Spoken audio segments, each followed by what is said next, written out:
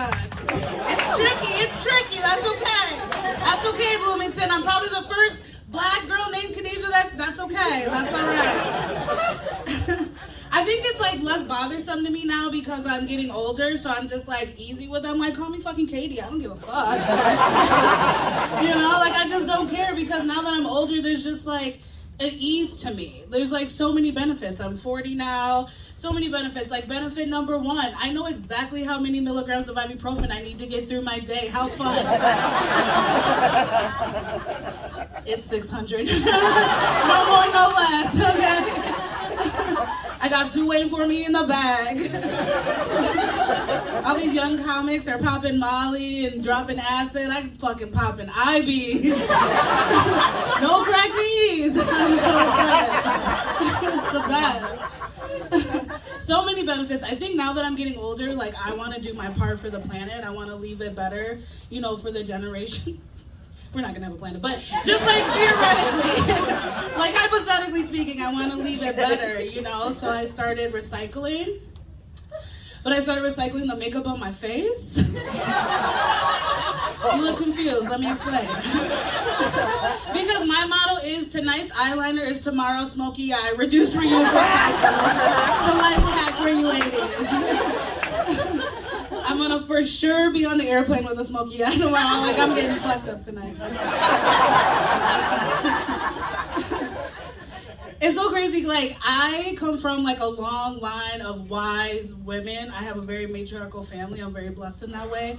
And I feel like when I was growing up, like 40 was the age that like my aunts and my mother and my grandmother and all the women before me just like reached their top wisdom. So I thought when I woke up on my 40th birthday, I was gonna reach my top wisdom. Like I was just gonna understand like 401ks and how to cheat on my taxes, like white dude shit, you know what I mean? Like I thought that's what I was gonna do. But I woke up on my 40th birthday and I felt the same. I was disappointed. Probably the same kind of disappointment a 13-year-old girl when she's just waiting for her tits to come in. It's like, oh, when is it gonna be my turn? That kind of disappointment. I do, I come from a rascally bunch of women. My grandmother's the rascally of them all. My grandmother's from South Carolina, and as she was like coming of age, she was like getting ready to have children. She's like, I'm not raising my kids in the racist South. I'm gonna take them up north to New York, where it's, say it with me now, also racist! What a fucking bamboozle. She did. So my mom was born and raised in New York. And me growing up as like a middle schooler, I always use that as like a flex. I'm born and raised in Minneapolis, like a suburb. So I always use that as a flex, like on the playground when they were fucking with me. I was like, you better stop, my mom's from New York. You better cut it out, my mom's from New York. They're like, bitch, your best friends' names are Megan and Stephanie and they both have blonde hair. We're not scared. Like, you can't use that as a flex. I thought I could. I was wrong. But as I got older, my mom and her brothers and sisters, my aunts and uncles, were like, it's time to take our kids and my cousins to New York to show them where we grew up and tell them stories and about how we grew up. And we were so excited. I was like, fuck yeah, I'm going to New York finally. I'm so excited. So we all got our plane tickets. We get off the plane, we get in this rental car, and we're driving through New York, and I swear to God, it was everything I wanted it to be. The buildings were tall. The air smelled like garbage. The people were rude. I fucking loved it. I fucking loved it. And we're in the car and I'm just like this little kid, just like amazed, like, oh my God, we're in New York. Oh my God, look at Brooklyn. Oh my God, look at all these boroughs. And we just kept driving and I'm like, where are we going? And we just kept driving. I'm like, where the fuck are we going? This is the bullshit I was bamboozled. My mom grew up upstate New York in a small town called Middletown. Bullshit. It looks like Bloomington, I swear to God. Not like this cool part of Bloomington, but like 10 minutes that way. You know what I mean? You know the part of Bloomington I'm talking about. That's where my mom grew up. So me and my cousins get out the car and we're just like preteens and we're fucking pissed. Our hormones are all over the place. We're like, this bullshit. We're all scuffling around. And my mom and my aunts and uncles were like, come on, we're gonna take you around the town. And they were like, stop, stop. And we all stopped. And they're like, this is where We walked to and from school every day. Me and my cousin just looked at each other like, wow.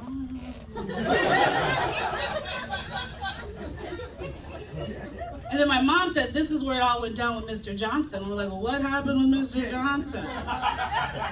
So every day, back and forth, Mr. Johnson would sit outside, wait for my mom and her brothers and sisters to walk by. And he goes, you N-words, don't walk past my house. You N-words, stop walking past my house. My mom yelled back one day, this is the only way home, Mr. Johnson. We don't have a choice. There's no other way. He kept doing it every day, and one day, my mom was like, hey, Mr. Johnson, you gotta stop calling us that. My mom doesn't like it. And he was like, I don't give a fuck what your fat N-word mama says, and you can tell her I said that. And my mom said, I will do that. And she did. She went home, rushed in that house, and was like, Mom, Mr. Johnson's been calling us N-words, and he called you a fat one too. And my grandma left her house and walked the 2 doors down to Mr. Johnson's. I was like, your racist lived 2 doors down? My mom's like, shut up, let me finish the story. I'm like, okay. Okay. My grandmother stood there, eyed that motherfucker down in her full Viola Davis Fences monologue moment. She looked at that motherfucker and said, Mr. Johnson, don't you ever. Okay, my grandma didn't talk like that, but it's better for the story, okay? Mr. Johnson, don't you ever call my kids the N-word again. They're better than that. And Mr. Johnson looked at my grandmother and said, fuck you, you fucking coon. And he just went off on all these racist rants. He was calling my grandmother things that weren't even for black people. He was calling them racist slurs for Mexicans and Asians. It was like, whoa, why was he doing that? He's beside himself. And my grandmother had this big skirt on and she just ruffled it up. And she pulled out her shotgun and shot Mr. Johnson in both knees.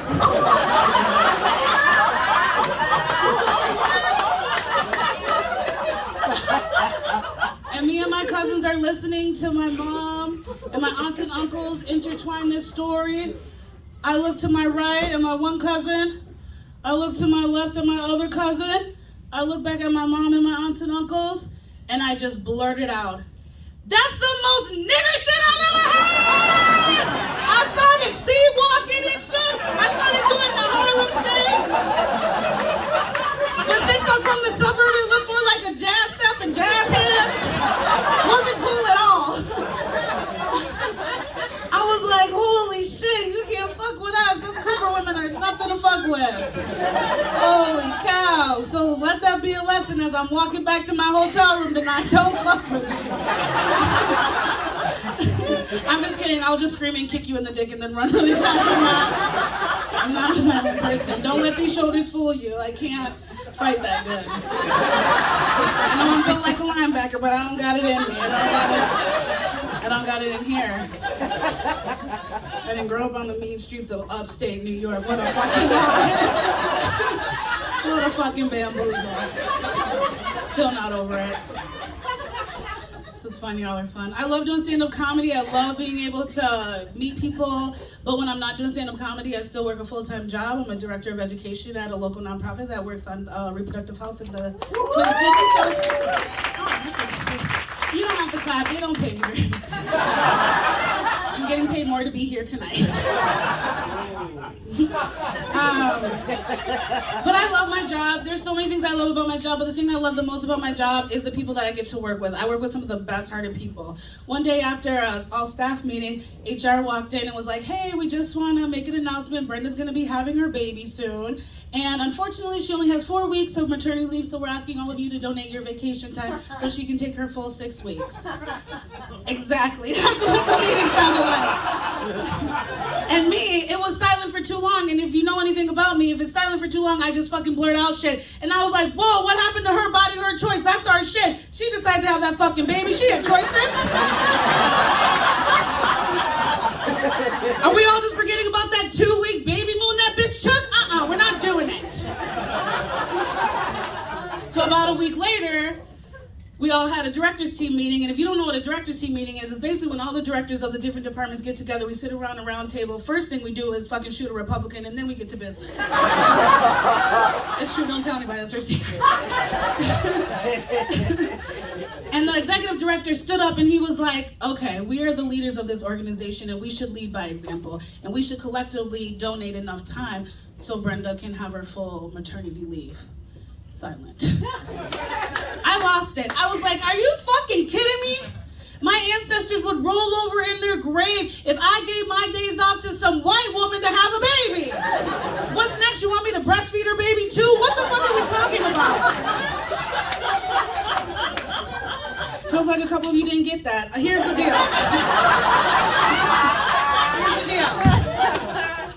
Go home, Google black women breastfeeding white people's babies.